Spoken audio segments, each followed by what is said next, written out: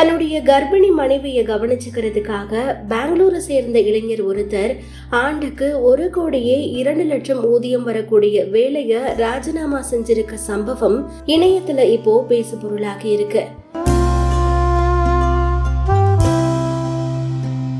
இளைஞர் ஒருத்தர் ரெடிட் தளத்துல பகிர்ந்த பதிவுல, நான் ஒர்க் ஃப்ரம் ஹோம் முறையில ஆண்டுக்கு 1,02,00,000 ஊதியம் வாங்கிட்டு இருக்கேன்.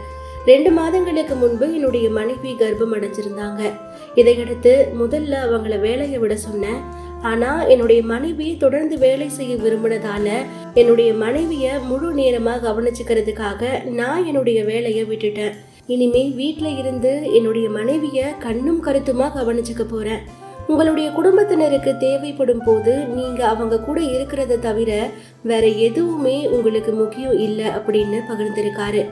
கோடி ரூபாய் சம்பளம் வேணாம், கர்ப்ப காலத்துல என்னுடைய மனைவி கூட இருந்து அவங்கள பார்த்துக்கிட்டாலே போதும் அப்படின்னு வேலையை உதறி தள்ளிய அந்த இளைஞருக்கு பலரும் தங்களுடைய பாராட்டுகளை தெரிவிச்சிட்டு வராங்க.